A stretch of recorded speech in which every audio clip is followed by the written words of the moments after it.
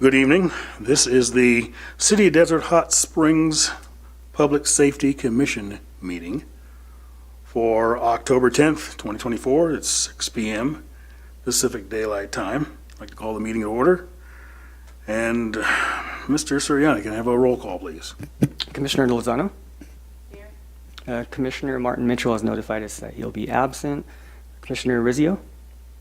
Present. Vice Chair Cross? Present. Chairman Mitchell? Present. Thank you, Gerald. And Mr. Riccio, will you lead us in the Pledge of Allegiance, please?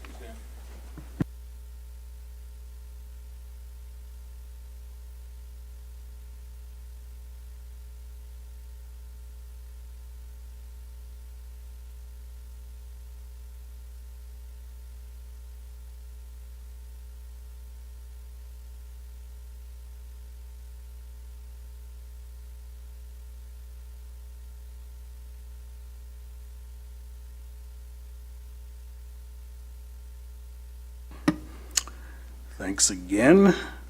We have two sets of minutes. First, we'll go ahead and approve the agenda. Have we all had a chance to peruse the agenda for this evening's meeting? Yes. Yep. Okay. I'll make a motion. Motion is made. Second? I'll second the motion. Okay, motion is made and second to approve the agenda. If there's nothing else, please vote. I had a question about Go ahead.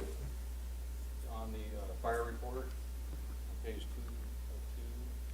Commissioner Rizzio, can you please use your mic? I have a question about the fire report on page 2 of 2, the significant incidents.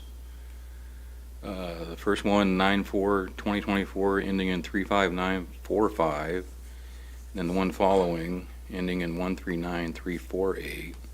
One was on 9/4 and one was on 9/9. Now, if you look at 9/9, it says it refers to the address above. So I was just curious. I think we're Okay. just approving the agenda at this point. Okay. But when we get to the part where the fire service does their report, we can go ahead and ask some questions about Okay. the information that's in there.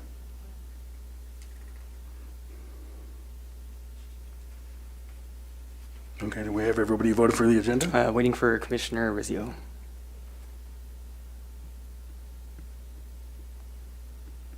Motion passes. Okay, thank you. Next up are the minutes, which we have two sets to review. Has everyone had the opportunity to review the minutes from both the June 13 meeting and the meeting in September? Yes. Yeah. No, I make the motion. Make a motion that we accept the minutes of both meetings? Yes. Motion, second? Second. Okay. Motion's made and seconded. If there's no other commentary, please vote.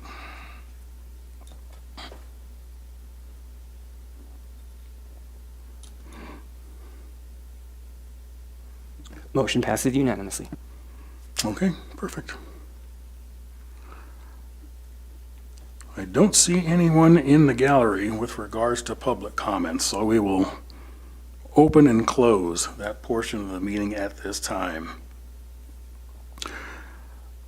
On the agenda, we've agendized a further discussion on the issue of aggressive panhandling. We had a interesting and lengthy discussion on the homeless issue in the city.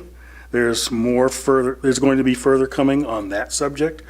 However, I have a subcommittee that has been working rather diligently on the issue of aggressive panhandling, specifically here in the city of Desert Hot Springs. And it's important to remember that there are certain types of panhandling that are permitted under the First Amendment.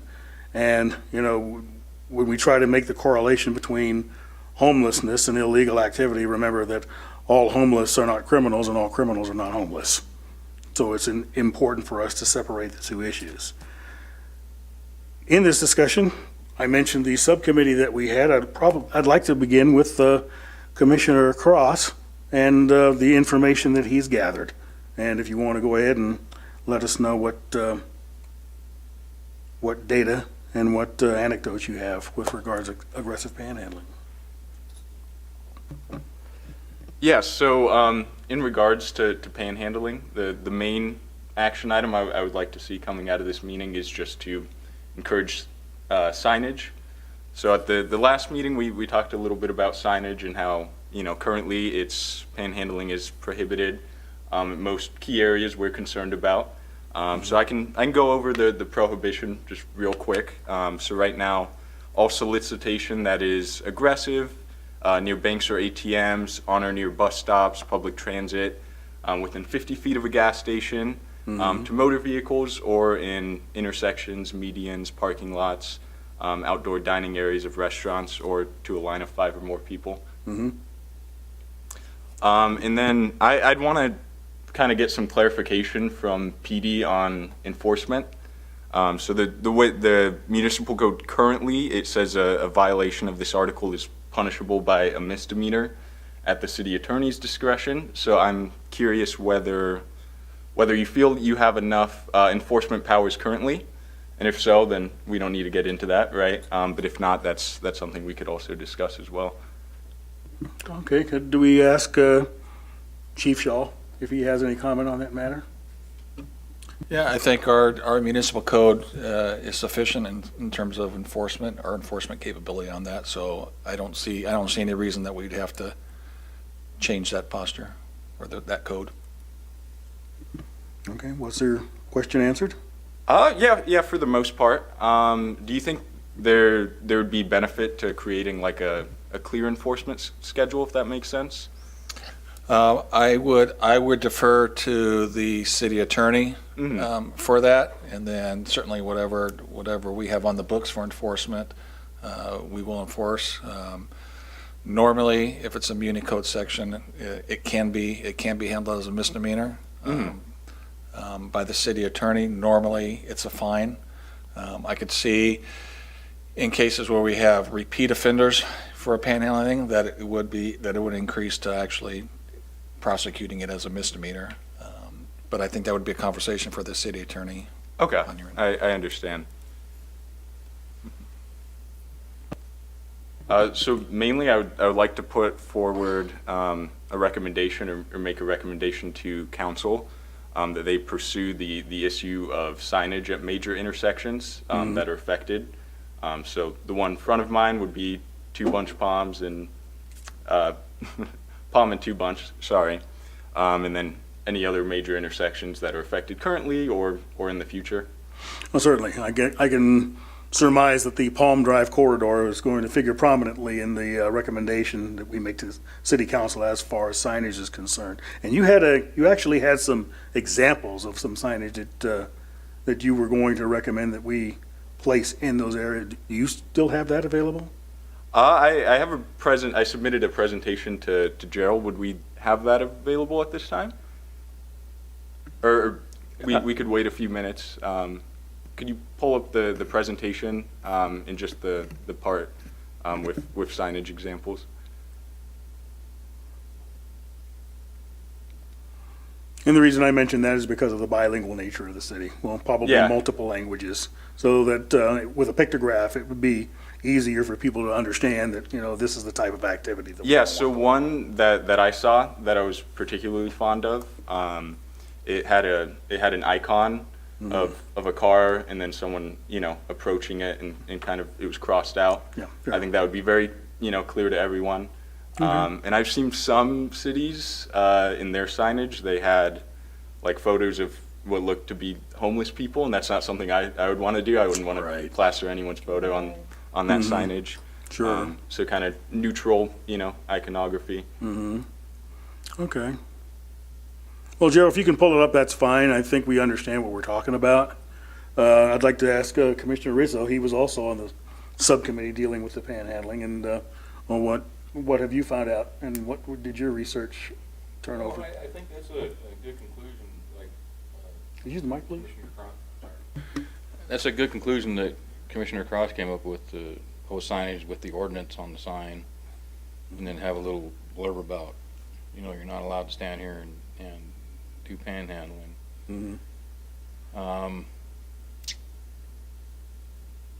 There's a lot of moving parts to this agenda. Oh, yeah. So I have a lot of questions as far as, like, when Deputy Chief Shaw was talking about the response.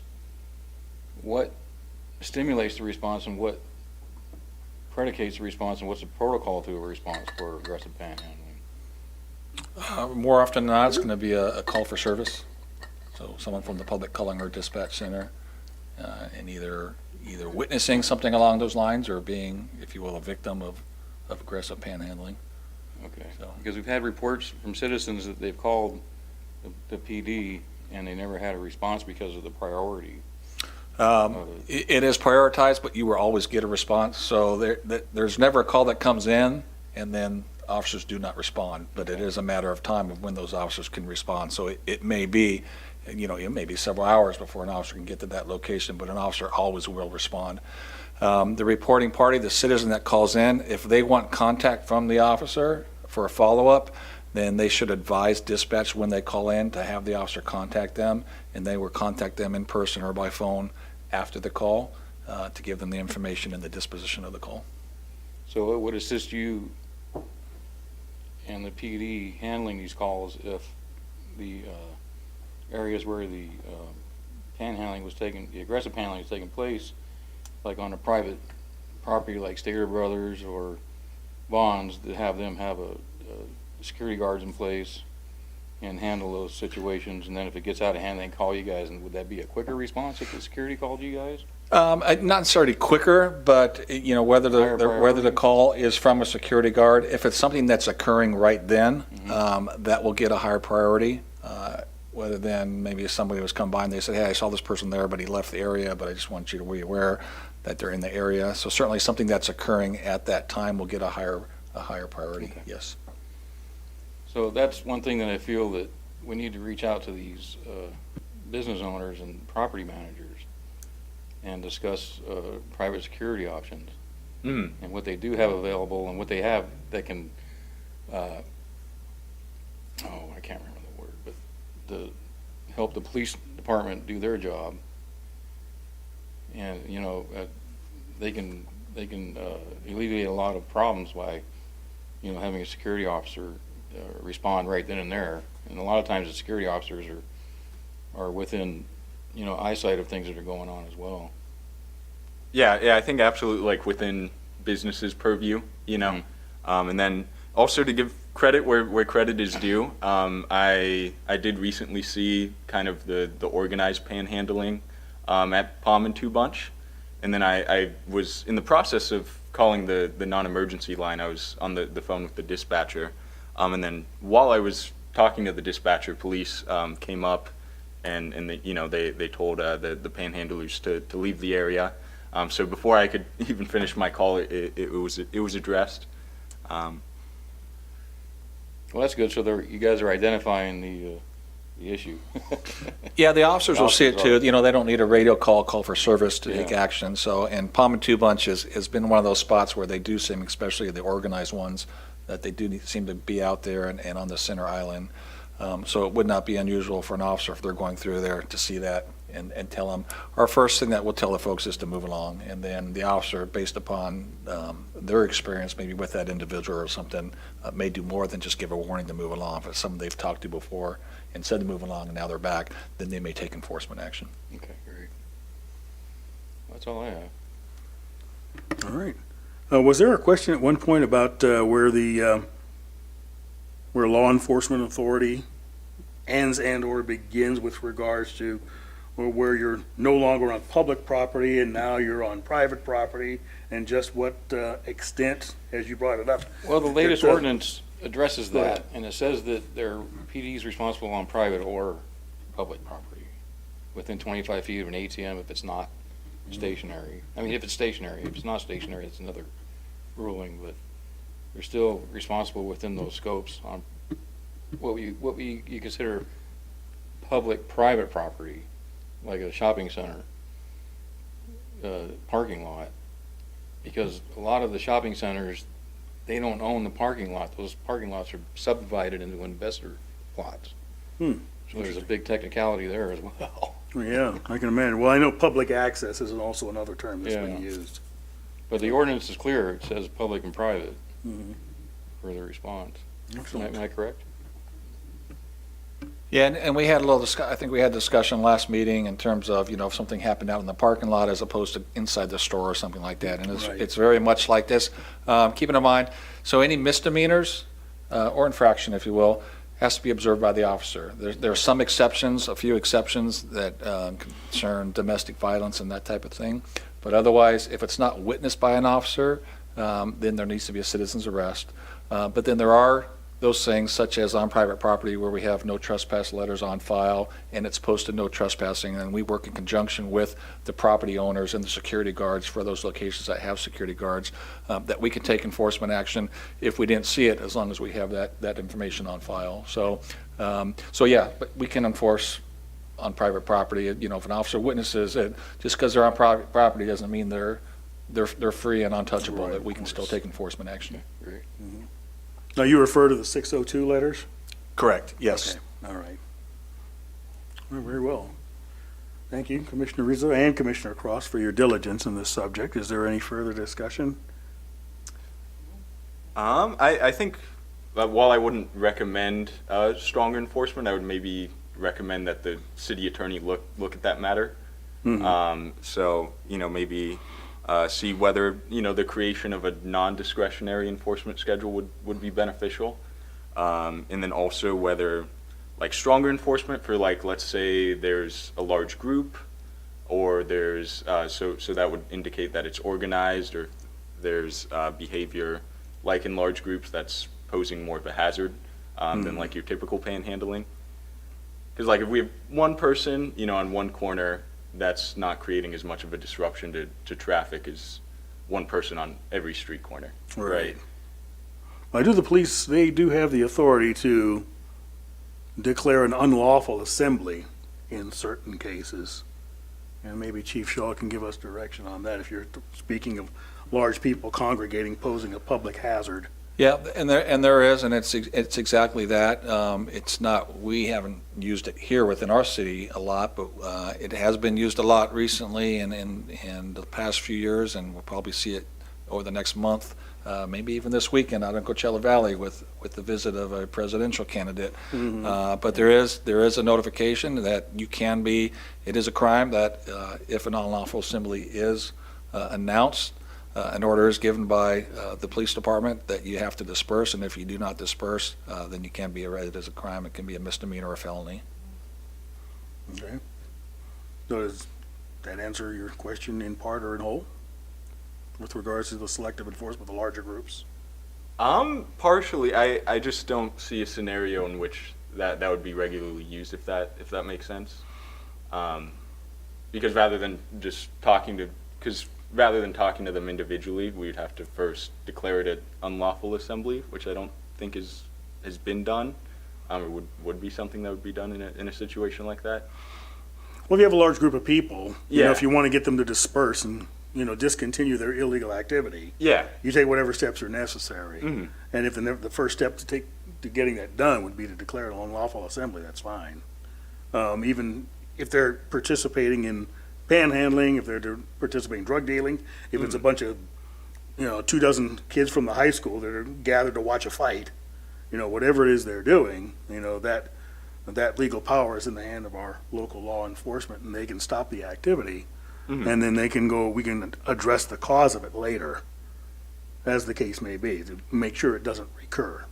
Okay. And of course, we have Chief Shaw's direction, and he can explain in more detail just how that would go down. In the interim, I will entertain a motion that we recommend. Oh, the one more thing that we wanted to mention about signage is that at the last meeting,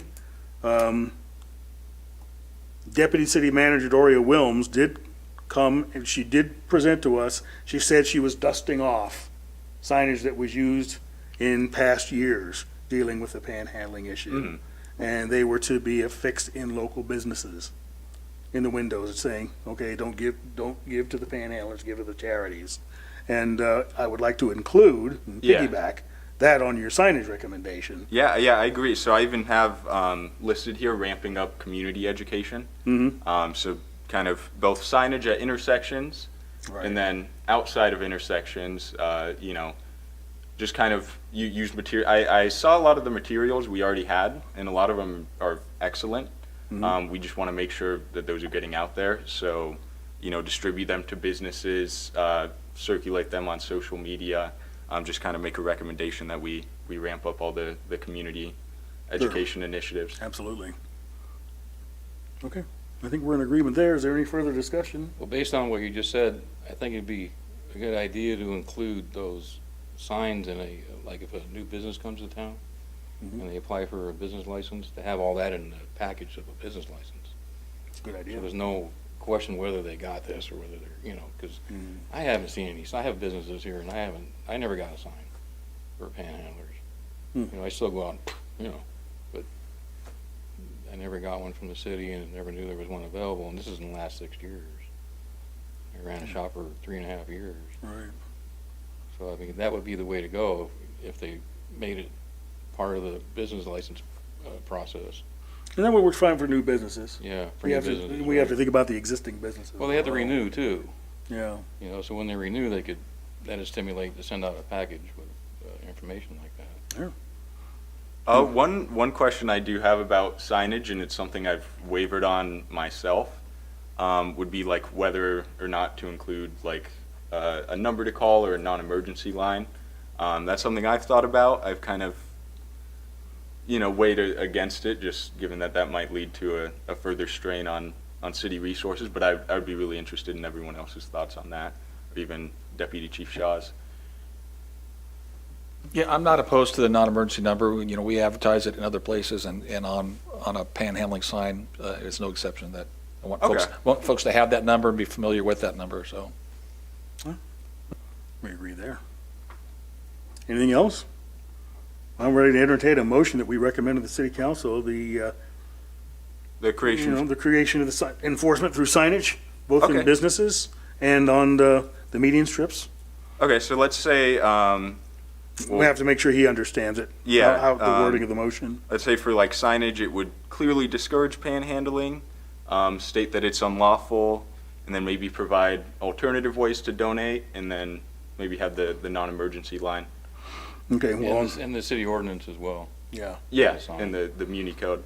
I would say the city ordinance and the Muni code would be appropriate for the traffic signs. Mhm. And I think for the signs that go in businesses, that would be more appropriate for alternative numbers to call, whether you're calling, Inland Empire United Way, whether you're calling the Coachella Valley Rescue Mission, whether you're calling DAP or any other agency that may provide the services and the goods that some of these people are looking for. Mhm.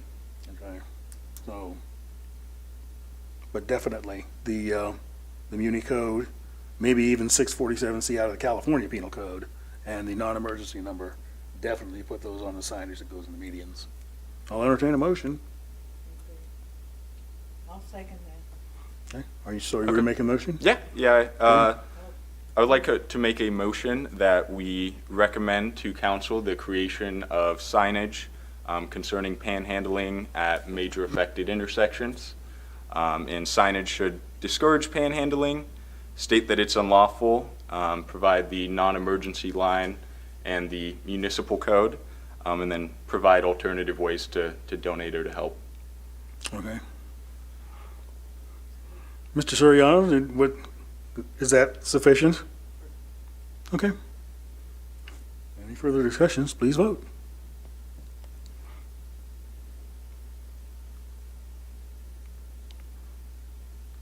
It was seconded by Donna Lozano, by the way. Commissioner Lozano. All I do is second stuff. Couldn't do it without you.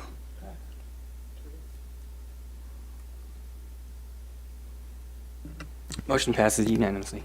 All right, great. I'd like to thank my subcommittee once again for their diligence and their interest in this important public safety subject. I just have a question, not for Katie, but when Doria Wums was here, she was gonna get us the slide presentation. Did she ever send that to you, or? I was going to do that in the commissioner report section of the meeting. But just briefly, the presentation had some gremlins within it that had to be dealt with. and excised before the Oh. presentation was made available to us, but it is on its way. Oh, okay, just wondered. No problem. All right, so that concludes the aggressive panhandling discussion. Are we ready to power through the administrative reports? Yeah, absolutely. Well, Okay, we'll get right brief. into it then. We'll start with the monthly report from Code Compliance, please. Good evening. So in September 2024, the code compliance, we received a total of 176 service requests. We performed 627 inspections. We issued 171 notices of violation and 88 citations that totaled $97,500.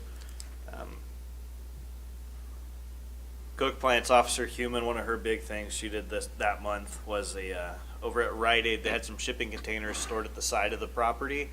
And those containers, they seem to be an attraction for transients to go make shelter behind.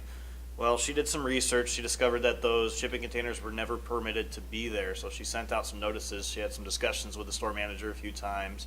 Ultimately, she was able to get those shipping containers removed and the whole area cleaned.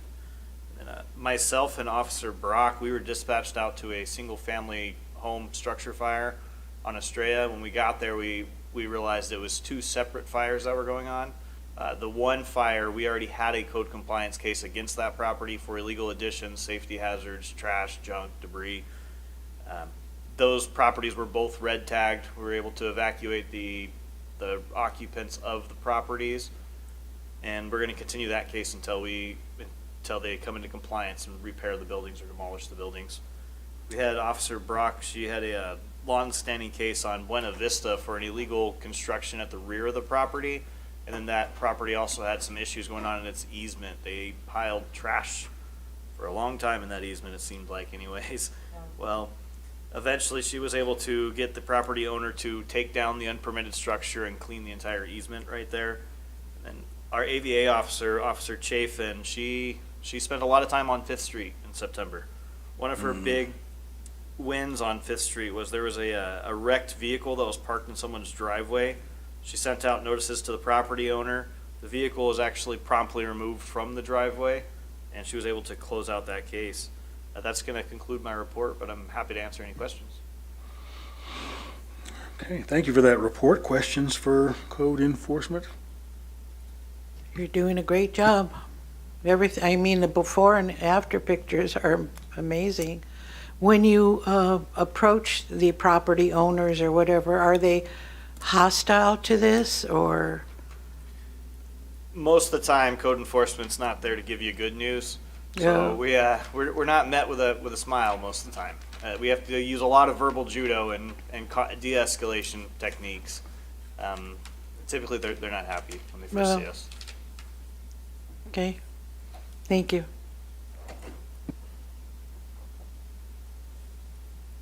Anyone else? Comments for code enforcement? Yeah, I just want to say good job. I know the easements are a real problem in this city with trash and homeless people and things like that. I'm always dealing with easement issues. But great job. What a mess. Yes, I'd like to echo the sentiment of a job well done with 627 inspections completed in 30 days. That's the highest we've had in a very long time. Yeah, that's hustling, you know. And what's your current staffing again? Staffing numbers? There's 5 of us. 5 of you? Yes. So, still. No, that's still a lot of work to do. No. All right, thank you very much for the report and for anything else? Go ahead. You know, when you approach the owners, do you assist them in any way, or you just tell them this is what needs to be done? And No, we definitely make recommendations. If we know of organizations out there that are willing to help out in situations like these, we always recommend them to them. You can lead a horse to water, but you can't make it drink. So unfortunately, most of the time they'll correct it on their own, and they won't utilize the resources.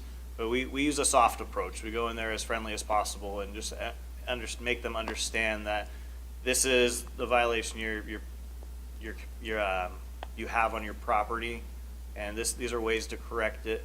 If you need some more time, let us know. We'll work with you as much as we can. As long as it's a reasonable extension that you're requesting, usually we'll grant that. It's wonderful. You're doing a very good job. Thank you again. Thank you. Anything else? Okay. No, thanks. I got a copy of the reference of the verbal judo when we used to do fire inspections. You know, that was one of the first things that we encountered. You know, not everybody was happy to see us come out and inspect their property. And our first salvo using verbal judo was, we're not here to find violations, we're here to correct hazards. So we had to use the correct nomenclature and, you know, de-escalation language as well. So It's a great way to look at it, sir. yeah, definitely feel you there. Okay, next up would be the monthly report from Animal Control. Good evening. So for the month of September, we had 57 intakes, 24 returned to owners, 7 sent to rescue. We had 9 adoptions, 1 bite sent to CVAC, 43 taken to the vet, 17 deceased on arrival. We had 0 passed away inside our shelter, 4 euthanized, 14 licenses, 39 admin citations, 30 warning citations, 299 calls for service, and the Animal Action League bus spayed, neutered, and provided vaccinations for 34 pets. And I would like to note we do have a event coming up on November 2nd. It's going to be a fundraiser, and obviously adoptions are encouraged. It's going to be called the Fury Fiesta. It's going to be located here on our Hacienda and Choya location, and that's going to be from 10 a.m. to 2 p.m. And that will conclude my report for September. Can you repeat the date of that event again? November 2nd, from 10 a.m. to 2 p.m. And that's the campus at Hacienda and Choya, correct? Correct. Okay. All right, thank you for that. Questions for Animal Control? Other than the presentation they just alluded to? Questions? All right, thank you for the report. Thank you for all your hard work. Thank you very much. Moving right along, the Fire Department, monthly and quarterly reports. Good evening, Commissioners. First, I want to apologize for missing last month's meeting. I was out of the area due to the incident activity in Southern California, and I apologize for missing the meeting. No apology necessary. For our monthly report, looking at the month of September, there was 467 total responses in the Desert Hot Springs jurisdiction. Engine 37 ran 358 of those. Looking at the mutual aid, Engine 37, or a Desert Hot Springs engine, responded out of the jurisdiction 85 times. However, 289 times a resource other than Desert Hot Springs responded into the jurisdiction. So looking at your call response times, your average response time was 4.98 minutes, so just under the 5-minute mark, which is still pretty respectable for the number of calls that the Desert Hot Springs resources are responding to. And then your 0 to 5 minute is sitting in roughly about 63%. We'd like to see that number a little bit higher. Looking at your significant incidents, I do have one circled here, but there were quite a few significant incidents in both the monthly report as well as the quarterly report. You had several traffic accidents, there was vegetation fires, homeless encampment fires, several structure fires, but one of note which has a happy ending, which is often rare in our line of work. So the call on September 14th, ending in 090, that was a reported cardiac arrest due to a drowning from a 3-year-old pediatric. So when the engine arrived on scene, Desert Hot Springs Police was already on scene performing CPR on the patient. We are happy to report that with the basic life support, the early CPR on that patient, as well as the advanced life support from our firefighter paramedics, that patient did regain spontaneous circulation, became responsive, and their vital signs improved at the hospital. So a happy ending for a pediatric drowning. Normally that is not the case. So given the circumstances, excited to report that, again, due to that early initiation of CPR by our partners in law enforcement and then that advanced life support, we did have a successful outcome in that call. Moving into the quarterly report, so for the quarter of July 1st to September 30th, there was 1,408 responses in the jurisdiction. Looking at the numbers and the mutual aid, Desert Hot Springs Resource responded out 267 times. However, 858 times resources from outside of the jurisdiction responded in. So again, looking at the quarter, there was a number of significant incidents. Again, traffic collisions, wildland fires, structure fires. One of the structure fires, the 686 came in as a reported victims trapped. Again, just a great collaboration with all of our partners here at the city. As you read through a lot of these, you'll hear, Desert Hot Springs Police was on scene. There are other examples of code compliance was on scene, all helping to achieve the common goal, which is to provide safety and protect the public. So again, very busy quarter and month for the fire department resources. I am happy to report that Fire Station 98 is moving along rather quickly. If anybody has had the chance to drive by recently, it is framed.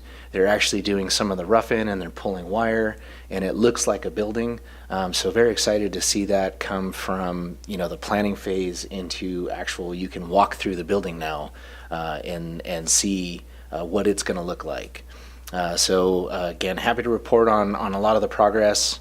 We're still anticipating staffing the squad in our company officers will graduate at the end of October. Unsure of some of their local certificates. We'll have to check their medical and do a couple other things. So realistically, we're looking at getting that apparatus staffed and running 911 calls in, I'd say, the first half of November. And that's really going to help out. We should see these response times improve with that, because one of the problems that we have within the Desert Hot Springs jurisdiction is concurrent calls, where we'll run 3 or 4 911 calls simultaneously. And when that happens, we bring in resources from outside the area, and that's why you see those increased response times. So exciting to getting those resources on board. Quint 98 is here as well. It's finishing up its final fabrication. We did the manufacturer's testing and in-service with it. They're required to give us at least 4 training sessions with their engineers and the people who actually built the ladder truck. And they go over all the system components, how to operate it, the safety overrides, and just all the capabilities of the apparatus. We were fortunate enough, there was a pause in incident activity where we could get several of the company officers and the battalion chiefs from the Desert Hot Springs Battalion to attend that training. So they got that firsthand experience, and then they will be able to bring that back and teach the rest of the battalion. So things are moving well, and excited to get those resources in service and move into the new fire station. And with that, that concludes my report, and I'm happy to answer any questions. Well, I'm really excited over that. I like to think that Commissioner Mitchell and I had a whole lot to do with that, but I'm just making a joke. Anyway, I'm excited to see that. I mean, it's been forever. And forever. So I appreciate you all very, very much. Thank you. Any other questions? Well, you had at the beginning, there were a couple of questions that you had about one of the calls. Just questioning the report, because it was referring back to an address that didn't seem to be essential to that actual report, but probably just a typo. No, so the way that the report that you receive it's automated. And so what we've done is try to tailor the information that is specific to what you would want to see. And so when you're reading the narratives, it actually comes out of, you'll see some of them, they're called SIRFs, and it's a significant incident reporting form. So the form that's before you and in your agenda packet, it goes through and it pulls information out of this other form. And so in the narrative, a lot of times the chief officers will say, at the address above. And the reason they do that is because in the actual form, there's a place to put the address in. Gotcha. So what you're seeing there is where it's pulling from the narrative. Hopefully that answers your question. And before we move on, I did have one go back, but happy to answer any more questions. Well, I was just reading through it, and the top one is a single-family residence, and then it talks about an upstairs kitchen and the next one, and then it said refer to the address above. It just kind of confused me a little bit. Do you have the numbers on those two, sir? So I can take a Yeah, it's look? 24 CARRU 135945, and then 24 CARRU 139348. Let me find them real quick. 94 and 99. So 348, and then the other number was, Yeah, it's 5945. okay.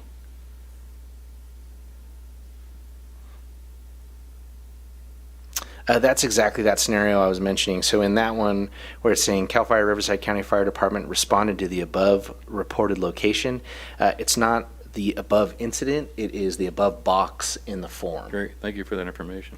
Appreciate it. Any other questions for fire this time?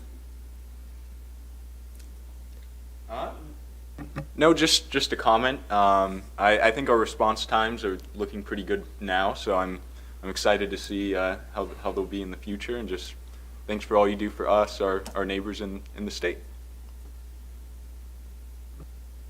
Okay. And I did have a go back, Mr. Chairman. Please do. So I know that before the summer break, there was some discussion. I believe it was Commissioner Cross had asked about it, about the strokes. Was that correct? Yes. Yeah. That was So me. I did run all of those reports. I have a presentation. We were not able, the way that it came, it's in a program called Power BI, and I wasn't able to filter out the addresses. So I'm going to work with our data team, but I will have that ready for the next meeting, and I can work with the city clerk to make sure that we get that on the agenda so that we meet all the regulations with your packets and the Brown Act and all of that. Yeah, that sounds excellent. I'd be thrilled to hear about that. Thank you. What are you talking about? Regarding strokes? Just kind of how many we have in our area. Just given we have a large retirement community, and kind of the reason I was asking is just some cities have resources specifically for stroke response, and I don't imagine we're large enough to justify that, but it's just something I was curious about. Okay, very good, yeah. And piggybacking on that, some hospitals are designated as stroke centers. Will that be a part of your report that they'll be forthcoming? Yeah, the Valley made it simple. They're all stroke receiving centers. They're all They're all in stroke. competition with each other, which is a good thing. So we can take you to the closest, most appropriate. A lot of times, though, specific to it, when we do our basic hospital contact, Desert likes to take those because they have, being the level of trauma center they are, they have the neurosurgeon on staff 24 hours a day, and so they don't have to do a callback. So a lot of times your strokes will end up there, but we can take them to any hospital in the Valley. Excellent. And that might be future signage. Yeah. Because there's an acronym called FAST when you're dealing with strokes. And it's good for the public to know exactly how to Yeah. recognize I strokes. just got CPR certified, so Yeah. covered all that, all very good information. Excellent. Good for you. Yeah, and I've actually even seen that fast. I've seen that on bus stops within Desert Hot Springs too. Mm-hmm. So that's good news. Yes. Yes, that's something that further signage, not just for panhandling, but for, public safety and Yeah. EMS response. Absolutely. I did have a couple of questions. First, about the paramedic squad. I remember that we were looking at modifying Station 37 because the way that structure is put together, it would be difficult to house both a squad and an engine at the same facility. Now that the squad is present, ready to go into service, do we know exactly what firehouse will be operating out of? So it is going to 37. I actually met with city staff today, so the public works director as well as the assistant city manager, and we looked at some alternative ideas without going through the full tenant improvement. Things that would not trigger the ADA compliance and then coming into code because it's such a big scope of the project. So we looked at some ideas that are cost effective and would give us the operational efficiency as well as the additional room for those extra bodies. So they're going to be talking with the architect and trying to figure out, what we can do given the fiscal climate.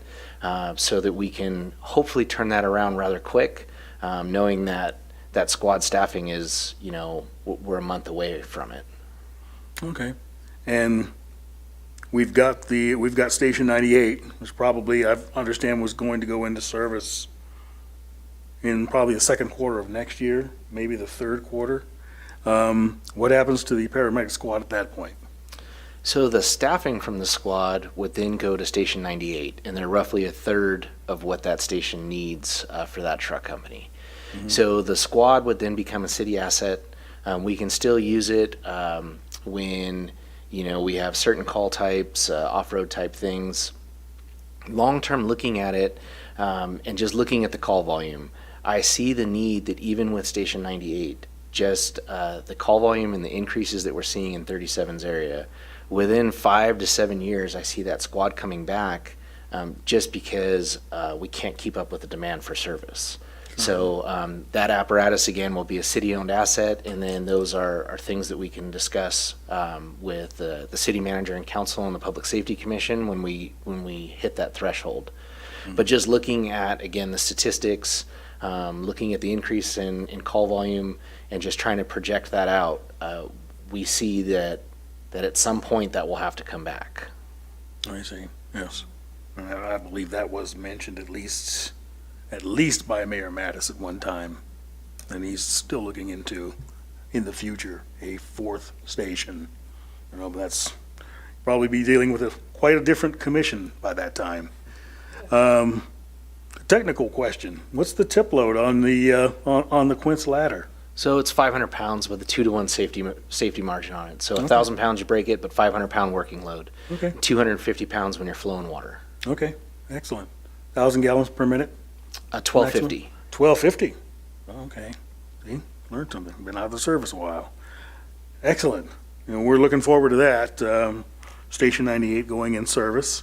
It's satisfying to see that it's moving as quickly as it is. Well, I want to thank the commission as well for all of your work in helping getting that project pushed across. I know that you had mentioned that it's been years, and it has been. It has been years in the making to get that fire station off of paper and into reality. And just thank the commission again for all the hard work and the dedication and the assistance in getting that pushed through. Well, pleasure was ours. It's a privilege, as I've said before. As I said before, to be on this commission and serve the public and the city workers who assist us in keeping our city safe and functional. It's an honor, and I don't take it lightly, and I don't think anyone else up here does as well. Thank you for the report. No questions I have further on the contents of the report at this time. So we can move to Chief Shaw and the Police Department report. Thank you and good evening. For the crime stats, pretty consistent to what we've seen, continual reduction, which is nice. I did want to point out a couple things. If you look at the Group A offense code, where you'll see the percentage difference from 2023 to 2024. Just a couple things on that I wanted to point out. While I'm very happy that our crime continues to go down, there's a couple numbers on there that are kind of misleading, and I want to let you know about that. And the first one is the aggravated assaults, where you see an 85% decrease in aggravated assaults. Although I believe we've had a decrease for the month of September, it's not going to be 85%. That number kind of stuck out to me, so I did some research. And we have some reports that either got kicked back because there were some errors in it, or with the NIBRS reporting system, sometimes we get errors from DOJ that had to be correct. So that'll be updated as we get those corrected, and in future reports you'll see that number. Again, I suspect you'll still see it down, but 85% is a huge decrease in 1 month for aggravated assault, so I just wanted to point that out. And then the other thing is you'll see some increases in some of those that are 100% or 200% increases. You have to be careful when you see those numbers. Those are typically incidents where you only have 1 or 2, and that increase could be an increase of just 1 or 2. And so when those numbers jump out, it's just putting some clarification behind those numbers when you see those. But overall, again, we're continuing to see that decrease that we've seen since January. And I suspect we'll continue to see it as we go through the year, and it'll be interesting to see the end of year how we come across, but the numbers are looking very favorable. In terms of the activity, pretty consistent in what we see this time of year for September. A slight decrease in call volume, but we're still running, 3,000 plus calls generated by calls in the dispatch or self-generated by the officers for the month. Small increase in arrest, so the officers are really still keeping very busy out there. In terms of some other activity for the month of September, we've really been working the last several months in our community outreach and trying to get out and do community outreach. So we were able to participate in 2 National Walk to School events this month, last week. One with, and sorry if I mess up the pronunciation, with Cabot Yerxa Elementary School. Cabot Yerxa. And then Two Bunch Elementary. So we kind of divided our forces with the police department so that we can have officers at both of those events to do that National Walk to School Day with them. And then just this week we did Coffee with a Cop over at Starbucks, and we're trying to do that once a month, and we're trying to move it around. Most of our advertising on that to let folks know is through social media, so through the city website and through the department website. So keep those websites handy on your, like Facebook, and we'll update you when we have events. But we're just trying to get folks out to those, and it's a great time. Normally they're about 2 hours long, and we're just there, and folks can come up and have any type of conversation, ask any questions they want. It's a very casual and relaxed atmosphere, just to get to know your officers and for officers to get to know the community that we're serving. And then we did have really good news. We were just awarded a $117,000 grant from the California Office of Traffic Safety, and that allows us to continue our traffic safety efforts for the next fiscal year, which for that runs October 1st through the end of September of 2025. This grant allows us to put out extra enforcement details. And there's a number of them that we do. We do pedestrian bicycle enforcement. We do distracted driving. We do traffic enforcement, which is the high volume or enforcement, such as speeding, illegal turns, those type of things. It allows us to do our DUI checkpoints, where we normally do at least 1 or 2 every quarter.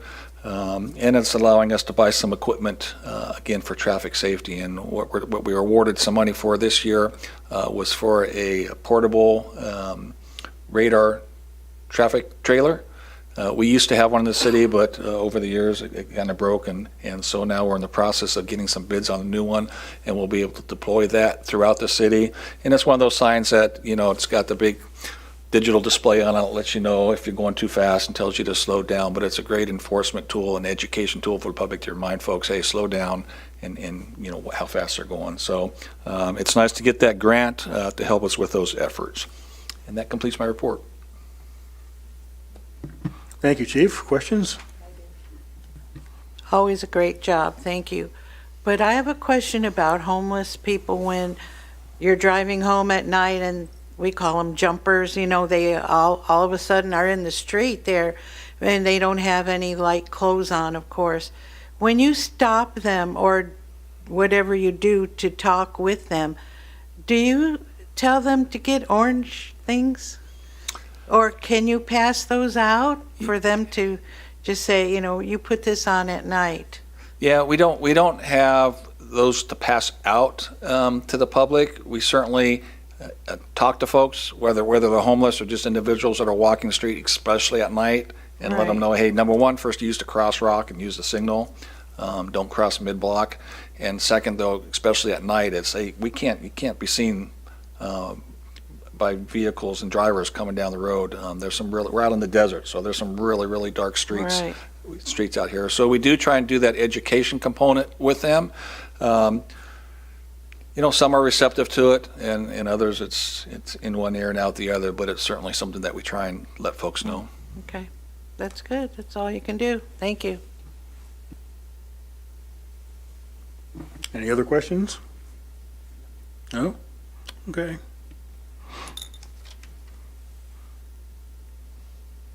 I did have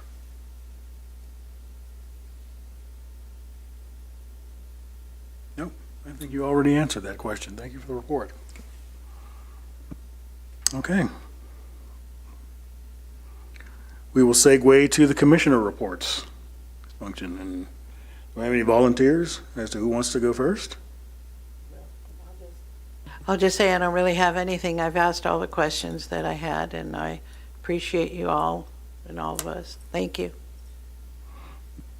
Thanks, Donna. What else? I don't have no reports at this time. Okay, that's fine. Mr. Cross? I don't have anything new to report on, but I'm really glad to see we've gotten some action on panhandling. For the most part, I think we've done what is our due diligence, as the Public Safety Commission. Mm-hmm. Okay, I would agree with that assessment. We will be revisiting the issue. This is not a one-off. Yeah, certainly. We're going to have to come back to it as we are with the issue of homelessness, which segues into my commission report, is that I had been in contact regarding Commissioner Lozano earlier asked me about receiving the report from Deputy Manager Wilms. Yeah, about her report on the homeless situation here in the city. And with that report forthcoming, there's also some changes that are coming to the hub. They're going to change the way they run their operations. There's actually a different organization by the name of Flag that I think is going to be operating the hub, and it's going to move from basically a day-use facility to a 90-day facility where people will be going in there and actually receiving help for some time. I'm not going to steal all of her thunder. She has requested or she's volunteered really, to come back and make an updated presentation on what she initiated at the last meeting. And Mr. Soriano, if we could agendize that item, that she's going to be coming back and giving us an update on the homeless situation. Okay, I think that would be her goal on when she would be ready to come back. Yeah, she said she would make it at the next meeting, which was our November meeting. So we'll figure out exactly. We'll nail down a date. I'll work with her. Okay, thanks for that. So, following up with that, I had received some information from the city council, Councilmember Pai in particular, regarding, we talk about regionalization of the response to the homeless situation. And not surprisingly, and rather pleasantly to find out that there are activities going on throughout the rest of the county dealing with this issue as well. And she's going to be talking about that. Briefly, the Coachella Valley Association of Governments, CVAG, they're working to draft a memorandum of understanding or a good neighbor policy that furthers cooperation among member jurisdictions for addressing the homelessness and the encampments and so forth. And we've seen with the police and certainly with the fire reports, that those encampments are posing some public safety threats. So activity is proceeding in the city of Palm Springs. It is proceeding in the city of Indio. There is activity at the county level, and there's activity at the state level. So I'm looking forward very much to hearing her report and their update on that. Okay. I also finally did make contact with the Riverside University Health System Behavioral Health Department. We're trying to get them to come out and do a presentation on their services. And this is just to edify the citizens of Desert Hot Springs and let them know what's available to them. Many citizens don't know that specifically mental health mobile services are available, where they'll actually come to where the patient is, maybe even have an embedded response with the police department. We're looking forward to touching base with her and seeing if we can get her out here and do a presentation before the end of the year. I think that does it for my report. No. Is there anything else anyone has to contribute for the good of the order? No? No. Short and sweet. Yeah. Well, it's very efficient. We'd like to thank the city workers for coming and divulging the details of their work, for all the hard work that they do to keep this city efficient and safe. Our next scheduled meeting, I believe, is November 14th in these chambers at 6 p.m. watch a recording of this meeting and previous meetings dating back to 2009, please visit the city's website at cityofdhs.org. If there's nothing else, 7 o'clock, we stand adjourned. Thank you and good night.